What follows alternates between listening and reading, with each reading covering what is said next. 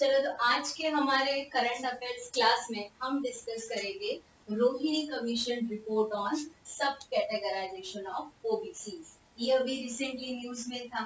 और ये article recently news में क्यों था? क्योंकि हमारे जो रोहिणी कमीशन के जो हेड थे वो justice Rohini, she was the retired chief justice of Delhi high court. उसने फाइनली ये जो रिपोर्ट था वो हमारे प्रेसिडेंट को सबमिट किया था। इसका नाम है प्रेसिडेंट द्रौपदी मुर्मू। ये जो रिपोर्ट है उसको बहुत ज्यादा एक्सटेंशन मिले। सबमिट तो कब का करना था क्योंकि उसको जस्ट 12 वीक्स का ही टेन्योर मिला था, but because of many complication ये रिपोर्ट जो है वो लेट सबमिट हुआ। सो फाइनली जाके रिपोर्ट कब सबमिट हुआ था? ऑन 31 जुलाई 2023। अब हम देखेंगे ये जो कमीशन थी रोहिणी कमीशन, इसको अपॉइंट क्यों किया गया था, क्या मकसद था? तो कारण मेन था सब कैटेगराइज करना। किसमें? तो ओबीसी में सब कैटेगराइज करना। अब ओबीसी को हमें पता है कि कितना कोटा मिल रहा था उसको, 27% कोटा मिल रहा था। किस चीज में? सेंट्रल गवर्नमेंट जॉब्स में उसको मिल रहा था। और सेकेंड क्या, जो एजुकेशनल इंस्टीट्यूशंस थी उसमें भी उसको रिजर्वेशन मिल रहा था।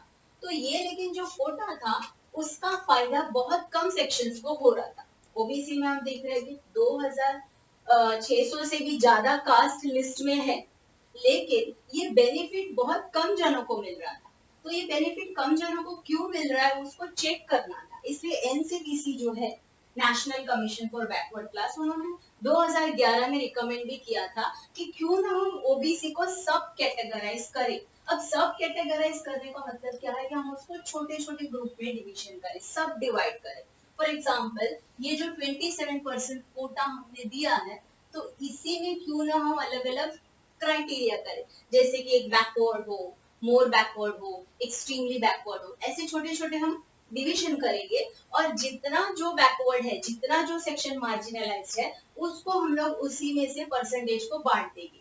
तो ये काम करने के लिए नरेंद्र मोदी गवर्नमेंट ने जस्टिस रोहिणी कमीशन को अपॉइंट किया था। Under which article? Article is 340।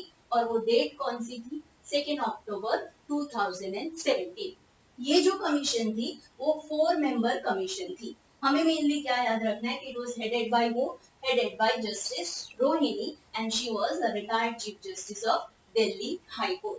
ये रिपोर्ट तो मान लो सबमिट हो चुका है, लेकिन इस रिपोर्ट का जो कंटेंट है वो अभी भी पब्लिक नहीं किया गया है, क्योंकि ये जो कंटेंट है वो थोड़ा सा पॉलिटिकली सेंसिटिव इन नेचर है। So let us see what was the mandate of the Rohini commission. इसका मैंडेट क्या था, यानी इसका टर्म ऑफ रेफरेंस क्या था, इसको एक्चुअली करना क्या था रोहिणी कमीशन।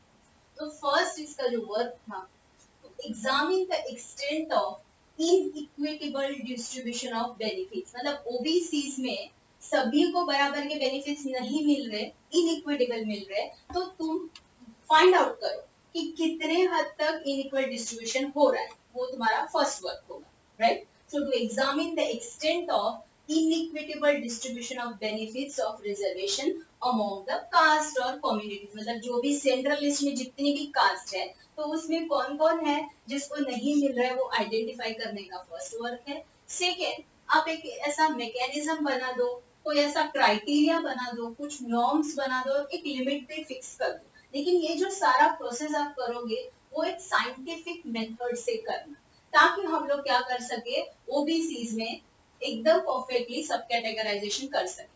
एग्जैक्टली हमें फाइंड आउट करना है कि कौन एकदम बैकवर्ड है, कौन एकदम मार्जिनलाइज है, तो क्या लिमिट तय करनी है, क्या नॉर्म्स तय करना है, उसको कितना परसेंटेज मिलना चाहिए, वो सारी चीजें जो है वो आप वर्कआउट करो। थर्ड उनका काम था to initiate the task of identifying the respective caste. तो वो जो सेंट्रल लिस्ट में जितनी भी कास्ट है उसमें से आइडेंटिफाई करना शुरू कर दो कि हम उसको सब कैटेगरीज में कौन सी ऐसी कास्ट बना के सब कास्ट में रख देंगे। फॉर एग्जाम्पल मान लो कुछ ऐसी 10-12 कास्ट है जिसको हम लोग मोर बैकवर्ड में रखेंगे, कुछ ऐसी और 25 से 30 है जिसको हम लोग मान लो एक्सट्रीमली बैकवर्ड में। तो वो ग्रुपिंग बनाना शुरू कर दो कि कितनी कैटेगरीज टोटल बनेगी और किस हिसाब से वो कैटेगरीज बनेगी, वो काम करना आप शुरू कर दो। लेकिन ये जो फोर्थ काम था ये पहले नहीं था मैंडेट में।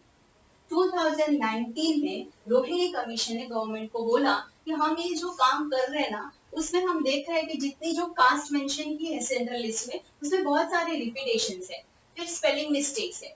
तो इससे क्या हो रहा है, कंफ्यूजन हो रहा है। तो एक काम करते हैं कि ये जो एरर्स है और ये रिपीटेशन जो है कास्ट की, उसको हमको पहले रेक्टिफाई करना होगा, क्योंकि उसको रेक्टिफाई करेंगे तभी जाके सब कैटेगराइजेशन हम अच्छे से कर पाएंगे।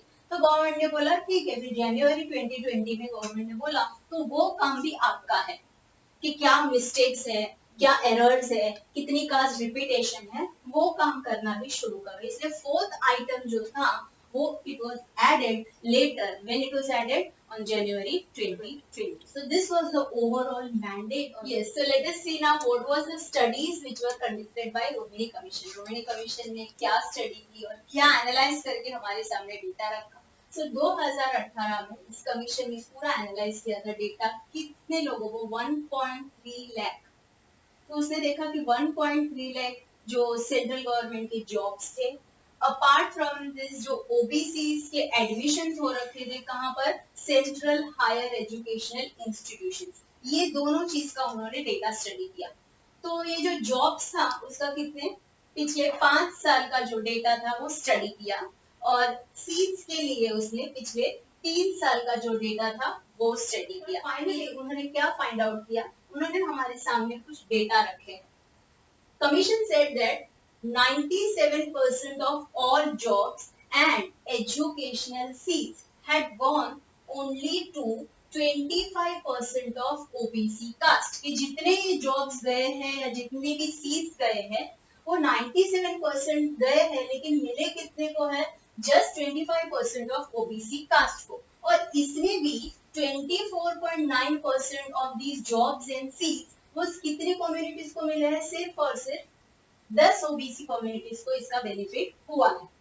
तीसरा चीज उन्होंने बोला कि 983 ओबीसी कम्युनिटीज है, मतलब कि परसेंटेज वाइज देखेंगे तो total 37% of this particular sections they are getting zero representation in this jobs and educational institution. मतलब इन लोगों को तो ना जॉब मिला है ना एजुकेशनल सीट मिली है, तो टोटली जीरो रिप्रेजेंटेशन हुआ है कहाँ, इन लोगों का 983 ओबीसी कम्युनिटीज का। और चौथी बात उन्होंने बोली कि 994 जो ओबीसी सब कास्ट है उनको कितना रिप्रेजेंटेशन मिला है, सिर्फ और सिर्फ 2.68%। मतलब ये देखो परसेंटेज कितना कम है, तो इतनी सब कास्ट को जस्ट इतना परसेंटेज ऑफ रिप्रेजेंटेशन मिला। तो ये सारी फाइंडिंग्स उन्होंने एनालाइज करके हमें बताई, लेकिन फिर भी ये जो रिपोर्ट है, ये जो एनालिसिस है, उसको हम लोग एकदम परफेक्ट नहीं मानेंगे, उसमें बहुत सारे लिमिटेशंस आ जाएगी। और लिमिटेशन आने का कारण एक ही है कि उनके पास अपडेटेड पॉपुलेशन डेटा है ही नहीं। जो भी उन्होंने ये एनालाइज किया है वो 1931 कास्ट सेंसस के बेस पे किया है। तो पॉपुलेशन डेटा जो है वो अपडेटेड होगा, तब जाके वो प्रॉपर कंपैरिजन कर सकेगा। अदरवाइज ये जो डेटा है उसमें हम लोग 100% रिलाय नहीं रह सकते। क्लियर? नाउ इन सब बातों में हमने मेनली क्या देखा, OBC OBC OBC. So now you should also know what is OBC. So OBC is a collective term which was used by government of India to classify such all SEBCs, मतलब जो भी cast SEBCs में आती है, socially and educationally backward classes हैं, उन लोगों के लिए जो टर्म यूज किया जाता है उसे हम क्या बोलेंगे, ओबीसी। और ये ओबीसी जो टर्म है वो कौन सी कमीशन ने हमको बताया था, मंडल कमीशन ने। मंडल कमीशन को अपॉइंट कब किया था, 1979 में। और इसको क्यों अपॉइंट किया था, investigate the conditions of SCBC. कौन सी गवर्नमेंट थी उस वक्त, मोरारजी देसाई गवर्नमेंट थी। तो मंडल कमीशन को काम दे दिया था कि आप जो है ये एससीबीसी की क्या कंडीशन है वो आप इन्वेस्टिगेट करो और हमें बताओ कि हम क्या कर सकते। सो फाइनली इन्होंने इन्वेस्टिगेशन किया और इन्होंने कितनी कास्ट ऐसी फाइंड आउट की थी जो कि एससीबीसी में आती है, 3743। Yes good. तो इतनी कास्ट है जो कि एससीबीसी में आती है। तो इसके लिए उन्होंने क्या सजेशन दिया था मंडल कमीशन ने, क्या क्या करो, 27% कोटा दे दो। और वो जो 27% कोटा होगा वो कहाँ पर देना है हमको, central government jobs as well as educational institutions. तो उन्होंने बोला कि टोटल जो रिजर्वेशन है, मतलब एससी, एसटी और ओबीसी, ये तीनों का रिजर्वेशन 50% से ज्यादा नहीं होना चाहिए। तो आप एक काम करो, 27% रिजर्वेशन दे दो किन ग्रुप को, ओबीसी को। तो ऐसे बीसीस को एक साथ रख के उन्होंने एक नया नाम दिया and that is what, OBC. Is this clear? Okay. तो ये जो रोहिणी कमीशन थी उसके सामने बहुत सारे ऐसे चैलेंजेस थे, और वो सबसे इम्पोर्टेंट चैलेंजेस क्या था कि पॉपुलेशन डेटा ही नहीं था, इन जनरल पॉपुलेशन डेटा भी नहीं था, और कास्ट बेस्ड भी उसके पास डेटा नहीं था। इसलिए उन्होंने बोला कि क्यों ना हम एक काम करें, हम ऑल इंडिया लेवल की सर्वे करते हैं, और ऑल इंडिया लेवल की सर्वे करके हम लोग एस्टिमेट करेंगे कि कास्ट वाइज कितने ऐसे पॉपुलेशन है ओबीसी में। वो करेंगे तो हमें समझ में आएगा कि किसको कितना रिजर्वेशन देना चाहिए, किसको कितने परसेंटेज देने चाहिए। तो ये ऑल इंडिया सर्वे करने का जो उनका इंटेंशन था, इसीलिए 2018 में कमीशन ने क्या बोला कि हमें कुछ बजटरी प्रोविजन कर ले दो, मतलब हमें कुछ पैसा दे दो ताकि हम लोग क्या करवाए, ऑल इंडिया सर्वे करवा सके, ऐसा उन्होंने मांगा। बट फिर क्या हुआ, थोड़े ही टाइम में इलेक्शन की अनाउंसमेंट हुई, तो इसलिए कमीशन ने ही बाद में बोल दिया कि अभी ये वक्त सही नहीं है, तो हम लोग सर्वे नहीं कराना चाहते। So that's why later it decided not to undertake such survey at this stage. तो उसके लिए सबसे इम्पोर्टेंट चैलेंज क्या थी कि कास्ट बेस्ड रिकॉर्ड ही नहीं था, ठीक है। Second thing, absence of caste based data in census. तो जो हम लोग सेंसस करवाते हैं उसमें भी अगर एक लिस्ट ऐसा बन जाए कि कास्ट बेस क्या है, मतलब कितनी कितनी कास्ट है जो बैकवर्ड में आती है, तो सेंसस में भी अगर हमें ये पता चल जाएगा तो भी हमें आसानी हो जाएगी। तो हमारे जो राजनाथ सिंह थे होम मिनिस्टर उस वक्त, उन्होंने बोला था कि जब हम 2021 का सेंसस करेंगे उसमें हम लोग डेटा कलेक्ट करेंगे ओबीसी के लिए, तो जो आपको हेल्पफुल होगा। बट क्या हुआ, फिर कोरोना आ गया, तो उस पैंडेमिक की वजह से सेंसस ही नहीं हो पाया, सेंसस ही डिले हो गया, इस वजह से ये चीजें जो है वो अभी भी पेंडिंग है। ये जो सब कैटेगराइजेशन ऑफ ओबीसी है, इसमें सुप्रीम कोर्ट ने भी अपना इंटरवेंशन किया था। फॉर एग्जाम्पल, अगस्त 2020 में 5 जज की जो बेंच थी सुप्रीम कोर्ट की, उन्होंने क्या बोला कि हमें जो प्रीवियस जजमेंट दिया है 2005 का, उसको रिव्यू के लिए डालना चाहिए। मतलब ये जो 2020 की बेंच थी ना, वो भी चाहती थी कि ओबीसी में सब कैटेगराइजेशन होना चाहिए। उनको भी लगा, सुप्रीम कोर्ट को भी लगा कि ओबीसी में बिकॉज बेनिफिट्स नहीं मिल रहे, तो सब कैटेगराइजेशन करना जरूरी है, और इसीलिए उसने सजेस्ट किया कि प्रीवियस जो हमारी बेंच ने जजमेंट दिया था, जो 2005 का केस था, तो उसको हमें री एग्जामिन करना चाहिए, और उसको री एग्जामिन करने के लिए लार्जर बेंच को वो पर्टिकुलर केस जो है वापस सौंपना चाहिए। Now let us see what was that 2005 case. Case का नाम था EV Chinnaiah versus state of Andhra Pradesh, और ये पर्टिकुलर केस में सुप्रीम कोर्ट ने क्या जजमेंट दिया, no special sub quota can be introduced within the quota for एससीज एंड एसटी। मतलब यहाँ पर साफ साफ सुप्रीम कोर्ट ने मना कर दिया कि एससी और एसटी में जो कोटा हमने दिया है उसमें कोटा के अंदर कोटा नहीं करना चाहिए।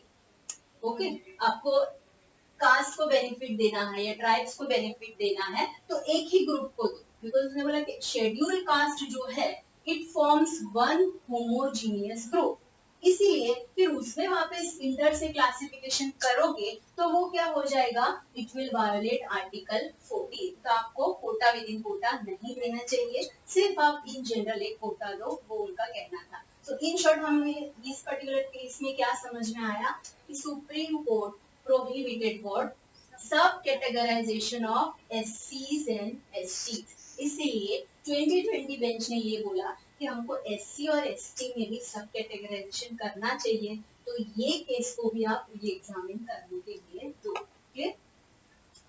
तो सब कैटेगराइजेशन के लिए हम लोगों ने इतनी बातें की, बट फाइनली जो एक्सपर्ट्स है उनका मानना है कि सब कैटेगराइजेशन जो है वो मीनिंगलेस एक्सरसाइज हो जाएगा। कब? अगर आप कास्ट सेंसस नहीं करवाओगे तो कुछ भी फायदा नहीं होगा सब कैटेगराइजेशन करने के बाद भी, क्योंकि जब तक हमारे पास प्रॉपर डेटा ही नहीं है कास्ट के बेस पे, तो आप कंपेयर कैसे करोगे, और अगर आप डेटा के बिना काम करोगे तो it will be a meaningless exercise. उनका कहना है कि बेस्ट है कि अगर हमें रिजल्ट चाहिए कि सब कैटेगराइजेशन जो है उसका फायदा सभी कम्युनिटीज को मिले, सभी कास्ट को मिले, तो बेस्ट है कि गवर्नमेंट को क्या करना पड़ेगा, एक कास्ट सर्वे कंडक्ट करना चाहिए। and that's why government has to take certain steps for conducting a caste census because सब कैटेगराइजेशन करना बहुत जरूरी है क्योंकि तभी ही ओबीसीज में जिनको जिनको बेनिफिट्स नहीं मिला है उन सभी को प्रॉपर और इक्विटेबल डिस्ट्रीब्यूशन ऑफ बेनिफिट्स मिले